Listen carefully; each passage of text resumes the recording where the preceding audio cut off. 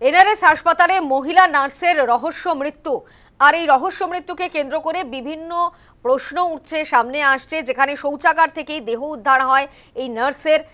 বেশি মাত্রায় শরীরে ওষুধ যাওয়াতেই কি মৃত্যু, এই জল্পনাও সামনে আসছে।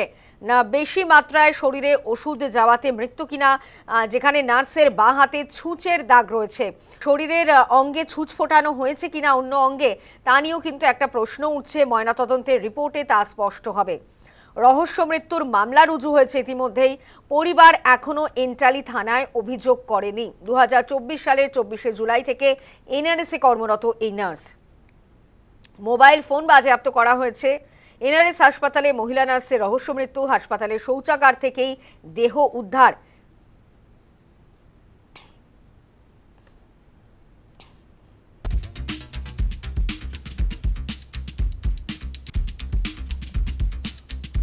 আমরা কথা বলবো, আমাদের সঙ্গে টেলিফোন লাইনে রয়েছেন আমাদের প্রতিনিধি প্রীতি পাত্র। প্রীতি, কাল আমরা দেখেছি এনআরএস হাসপাতালে মহিলা নার্সের রহস্য মৃত্যু ঘিরে বিভিন্ন প্রশ্ন সামনে আসছে।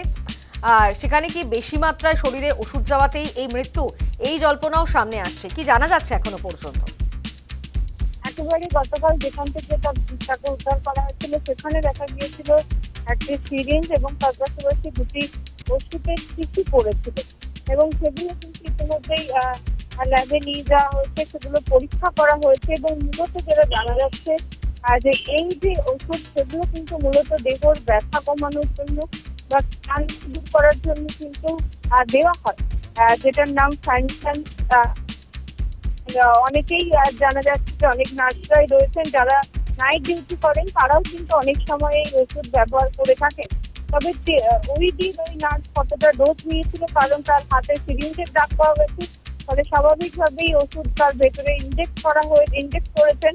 ফলে তিনি নিজে নিয়েছিলেন নাকি কেউ তাকে দিয়েছিল এবং কতটা পরিমাণ তিনি নিয়েছিলেন গোটা বিষয়টি কিন্তু তদন্ত সাপেক্ষ। ইতিমধ্যেই ময়না তদন্ত সম্পন্ন হয়েছে। ময়না তদন্তের রিপোর্ট সামনে আসলেই কিন্তু গোটা বিষয়টি, অর্থাৎ এই ফেন্টানিল কতটা পরিমাণ তিনি নিয়েছিলেন এবং সেই কারণে ওষুধের ওভারডোজের কারণেই তার মৃত্যু হলো কিনা সেই বিষয়টিকে কিন্তু স্পষ্ট হবে।